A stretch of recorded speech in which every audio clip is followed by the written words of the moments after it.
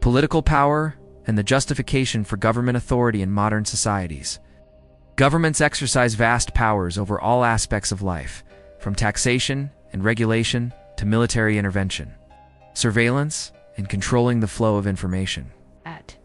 These powers come with a significant moral question. Why do governments have the right to take actions that would be deemed immoral if performed by any individual or group? Why is it that when governments engage in actions like imposing taxes, restricting speech, waging wars, or even imprisoning individuals for victimless crimes, these acts are often justified, but when done by non-governmental entities, they are regarded as illegal or morally unacceptable? The primary justification for political authority often comes from what is known as social contract theory. This theory suggests that there exists an implicit or explicit agreement between the government and the governed. According to this theory, citizens consent to obey the government in exchange for protection, stability, and the provision of public goods, such as law and order. Political theorists such as Thomas Hobbes, John Locke, and Jean-Jacques Rousseau have all contributed versions of the social contract theory, asserting that the state's authority is legitimate because it reflects the collective will of the people. However, there are significant problems with this theory when examined in greater detail. The social contract theory. Explicit versus implicit consent. The most commonly cited version of social contract theory involves an explicit contract, in which individuals knowingly agree to abide by the government's rules, laws, and taxes. In this case, people are said to give their consent to be governed in exchange for protection and the benefits of living within an organized society. However, there is an immediate problem with this notion. No one has ever explicitly signed such a contract.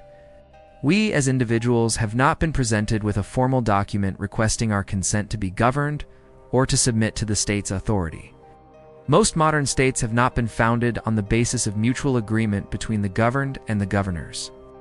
In fact, the vast majority of states throughout history were not established by a peaceful, consensual agreement, but rather through war, conquest, and coercion. This historical reality raises the question of whether any state can truly claim legitimacy based on the principle of explicit consent. If nations were not formed by mutual consent, then how can their authority be justified? The problem with implicit consent to address the weaknesses of the explicit social contract theory. Some political philosophers propose the idea of implicit consent. According to this view, consent to be governed is not given through a signed agreement, but is instead inferred from one's actions or participation in society. Implicit consent suggests that by engaging in activities such as living within a country's borders, using its services, or benefiting from its laws, individuals are essentially agreeing to abide by the rules of the state. While this might seem more plausible than an explicit contract, implicit consent is problematic for several reasons. The first issue is that it does not allow for a genuine way to reject the government's authority. Its authority, a valid contract, whether explicit or implicit, requires that both parties have the ability to either accept or reject the terms of the agreement.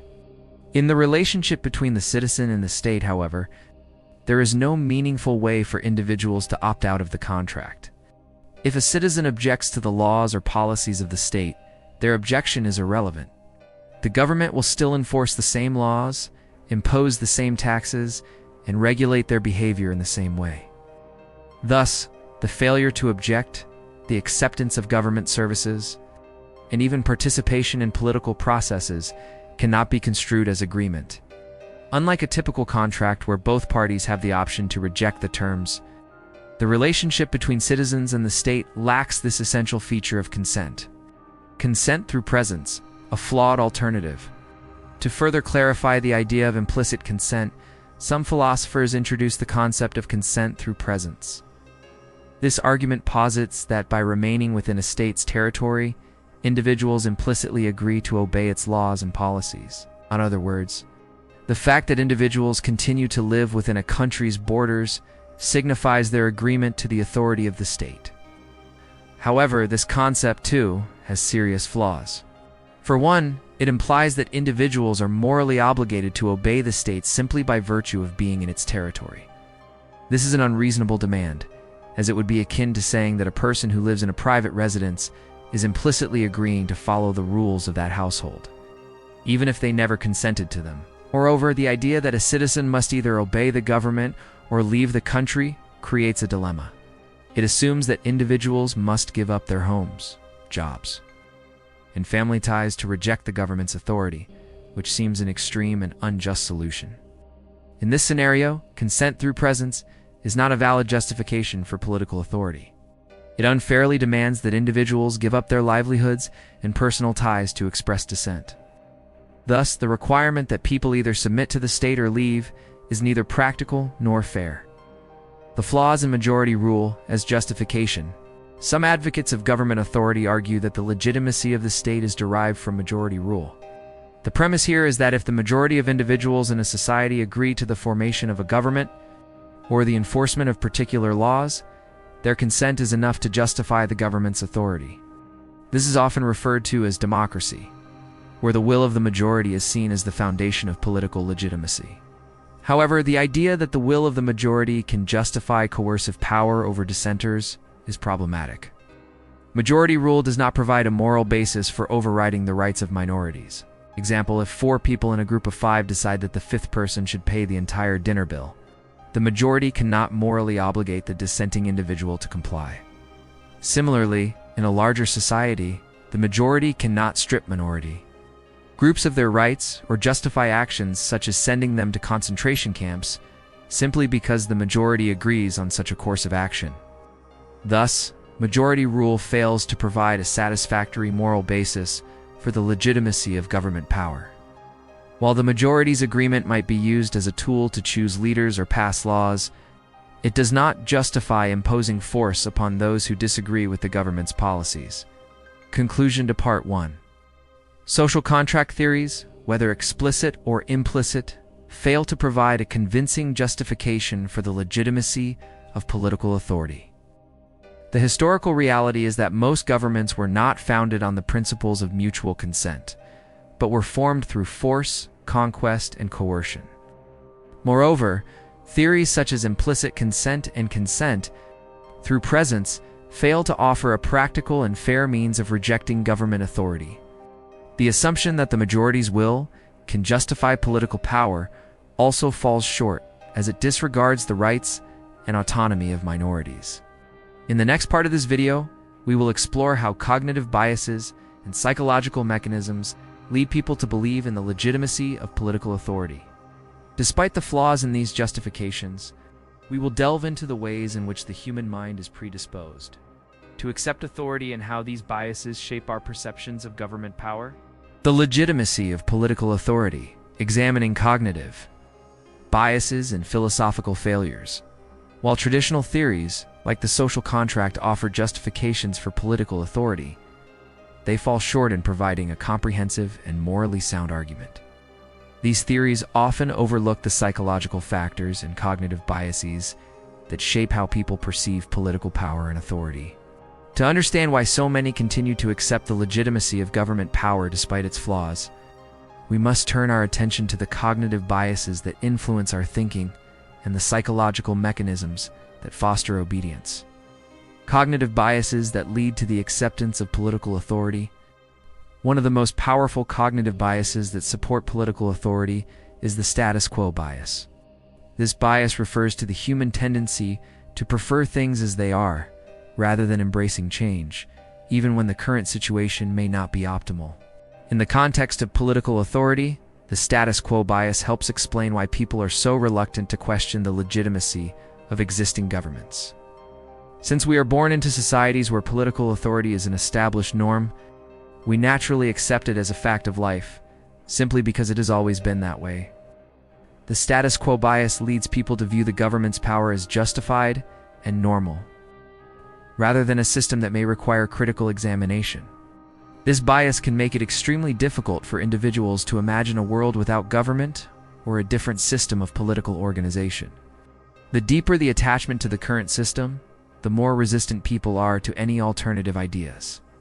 They may feel that any deviation from the existing structure would result in chaos or disorder, even if the current government is responsible for significant harm. Stockholm Syndrome and the psychological attachment to authority.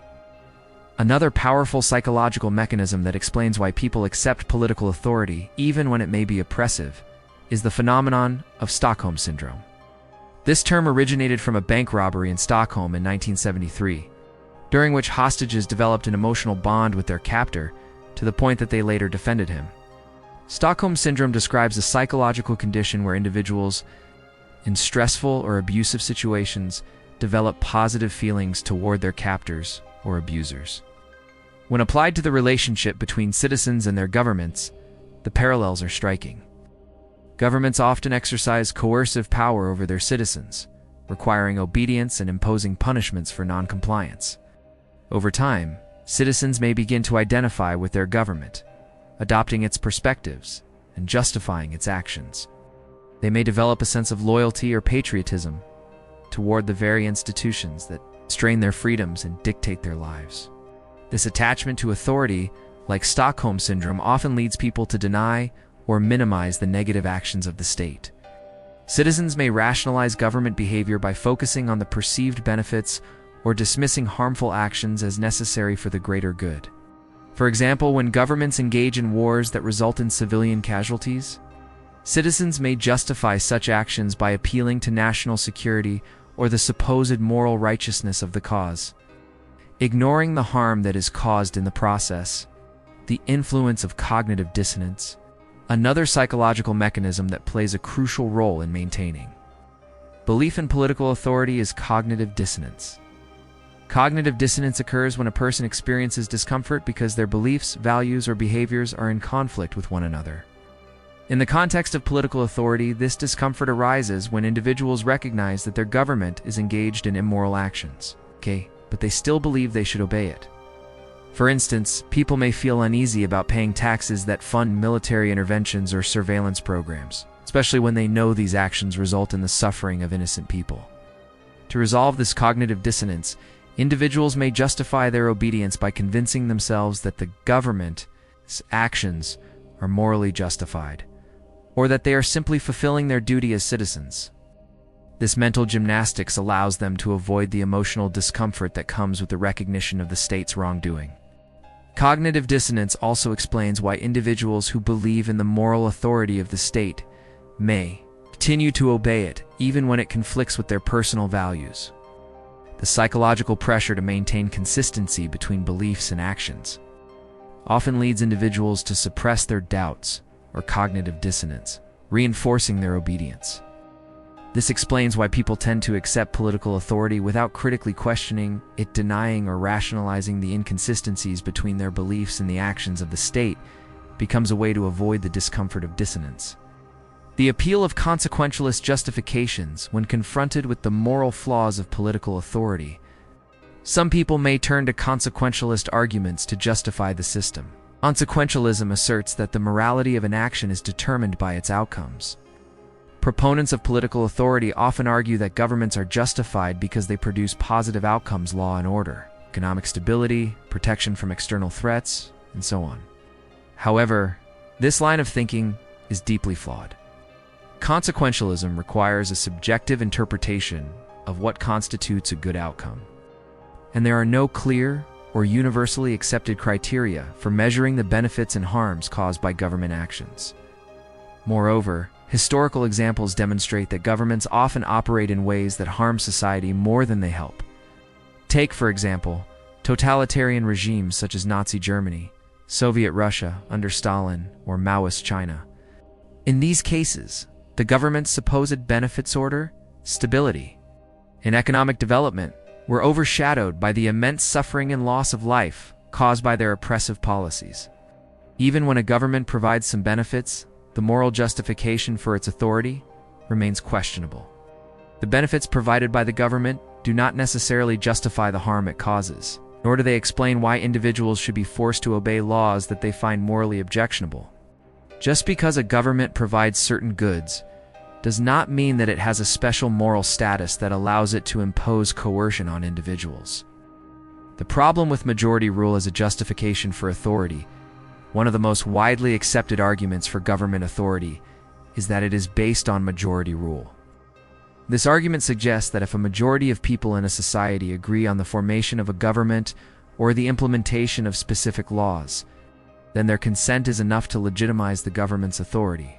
This view is the basis for democratic systems where the will of the majority is seen as the foundation of political legitimacy. However, majority rule does not justify the coercion of dissenting individuals. Majority rule may allow the majority to choose representatives or pass laws, but it cannot morally compel a minority to comply with policies they find unjust. For example, if the majority of people in a society agree to strip a minority group of their rights or send them to a concentration camp, the majority's opinion should not be considered morally superior to the rights of the minority. Moreover, democracy is not a guarantee of justice. Majority rule may provide political legitimacy in terms of procedural fairness, but it does not address the fundamental moral question of whether the state's actions are justified. The idea that the majority's decision can override the rights of individuals or minority groups is problematic and, in many cases, morally indefensible. Conclusion to Part 2. In this section, we have explored how cognitive biases, psychological mechanisms, and flawed philosophical arguments contribute to the widespread acceptance of political authority. The status quo bias, Stockholm syndrome, cognitive dissonance all play significant roles in shaping how individuals view the legitimacy of government power. These psychological factors help explain why so many people accept authority without critically questioning its moral foundations. Furthermore, we have examined the weaknesses of consequentialist arguments and majority rule as justifications for political authority. While these arguments may seem convincing at first, they fail to address the core issue. Why should governments have special moral status when their actions often cause harm or violate fundamental rights? The next part of this video will further explore these questions and delve into the implications of accepting or rejecting political authority. The moral implications of rejecting political authority. Having examined the theoretical justifications for political authority and the cognitive biases that influence people, as acceptance of government power, we now turn to a crucial question. What are the moral implications of rejecting political authority? Is disobedience always morally wrong, or are there situations where defying the state is not only justified but morally necessary? In this part, we will explore the ethical reasoning behind disobeying the state, the historical consequences of blind obedience, and the dangers of excessive authority. Ultimately, the aim is to show that skepticism of political authority is not only morally defensible, but also vital to the flourishing of free and just societies. The moral case for disobeying political authority. A fundamental question arises when we critically assess the legitimacy of political power. Under what circumstances, if any, is it morally justified to disobey the state? Most political systems argue that citizens have a moral obligation to obey the government. However, this presupposition requires serious scrutiny. Not all laws are created equal, and not all governmental actions are morally defensible. Just because an action is authorized by the state does not mean it is ethically justifiable. Take, for example, laws that perpetuate systemic injustice, such as segregation laws or policies that discriminate against minority groups. In these instances, obeying the law would be morally wrong, as it would require citizens to perpetuate harmful and unjust practices. There are numerous historical examples where disobedience was morally justified, most famously during the civil rights movement in the United States. Leaders like Martin Luther King Jr. and Rosa Parks defied segregation laws, and their acts of civil disobedience were not only morally justifiable, but essential to creating a more equitable society. Their actions prove that disobeying an immoral law can be a moral duty, particularly when the government's actions cause harm or violate the principles of justice. The consequences of blind obedience. One of the most significant dangers of uncritically accepting political authority is the historical consequences of blind obedience. History is filled with examples where obedience to the state led to mass suffering, war, and genocide. The Nazi regime in Germany under Adolf Hitler is perhaps the most infamous example of how blind loyalty to the government can result in horrific consequences. Millions of innocent people were murdered during the Holocaust, largely because individuals and institutions chose to obey rather than question authority. Similarly, Stalinist purges in the Soviet Union and the Cambodian genocide under Pol Pot demonstrate how unquestioning obedience to the state can lead to the systematic destruction of entire populations. These events highlight a critical point. Obedience to authority in these cases led to the destruction of human lives and violated fundamental moral principles. This raises the question: if obedience to the state can lead to such atrocities, should we not exercise more caution and skepticism when it comes to political authority? The history of totalitarian regimes illustrates that excessive state power and blind obedience can have devastating effects on both individuals and societies. The lesson here is clear. Unquestioning obedience to political authority is not only dangerous but morally irresponsible. When governments engage in immoral or unjust actions, it becomes the duty of citizens to resist, challenge, and, when necessary, disobey. The dangers of excessive authority. Another critical aspect of political authority is its potential for abuse. When governments hold excessive power without being held accountable, they can easily slip into authoritarianism or totalitarianism. Even well-meaning governments can become corrupt over time as those in power begin to prioritize their own interests over the needs of the people. One of the greatest dangers of political authority is that it often leads to a concentration of power. The more centralized the power, the more prone it is to corruption and misuse. Absolute power corrupts absolutely, as the saying goes, and it is not uncommon for governments to use their authority to suppress dissent, limit freedoms, and exploit the people they are meant to serve. In the modern world, we see this dynamic playing out in numerous ways. Surveillance states, where governments monitor and control citizens' private lives, are on the rise. In some countries, free speech is under threat, with laws restricting the ability of citizens to criticize the government. When governments hold unchecked power, they can easily abuse their authority to quash dissent, control information, and limit personal freedoms. This is why the skepticism of political authority is crucial in maintaining a healthy society. Democratic systems are meant to serve the people, not the other way around. In order to prevent governments from becoming oppressive, citizens must remain vigilant and question the legitimacy of their authority, especially when the government oversteps its bounds. The case for civil disobedience. While the moral case for rejecting political authority is clear, it is essential to understand how disobedience should be carried out. There are many ways to resist government authority. The most effective and morally responsible forms of resistance are those that do not result in violence or harm to others. Civil disobedience, as advocated by figures like Mahatma Gandhi and Martin Luther King Jr., is one such method. Civil disobedience is the act of peacefully breaking the law to bring attention to an unjust system. It is a form of non-violent resistance that has been instrumental in achieving significant social and political change. By deliberately disobeying an unjust law, individuals can draw attention to the immorality of the system and inspire others to join in the fight for justice.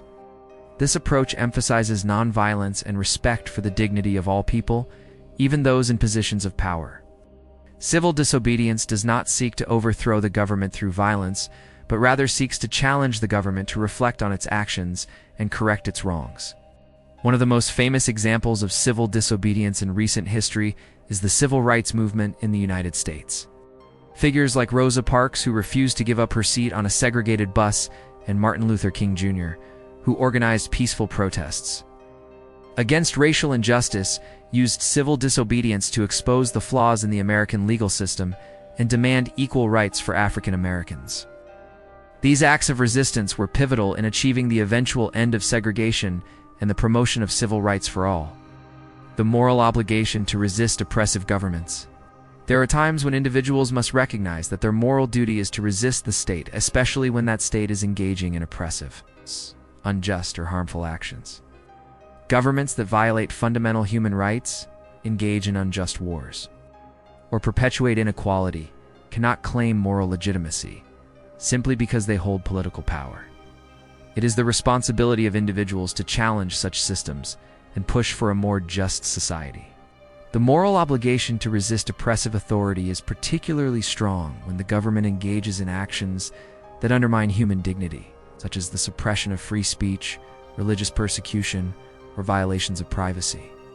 When a government seeks to control or harm its people, the moral duty of citizens is to question, resist, and when necessary, disobey. Resistance may come in many forms: peaceful protests, boycotts, legal challenges, or civil disobedience. But the key is that individuals must not remain passive in the face of injustice. By disobeying unjust laws and refusing to comply with immoral government actions, individuals reaffirm their commitment to justice, equality, and human dignity. Conclusion to Part 3. In this final section, we have explored the moral implications of rejecting political authority. While obedience to the state is often seen as a moral duty, there are times when disobedience becomes not only justified, but morally necessary.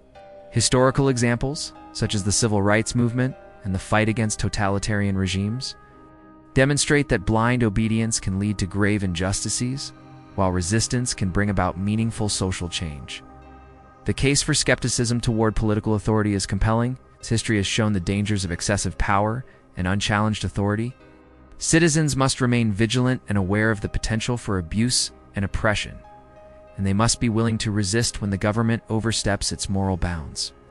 Ultimately, the struggle for a just society requires that we question the legitimacy of political power and be ready to challenge it when it fails to serve the interests of justice and human dignity.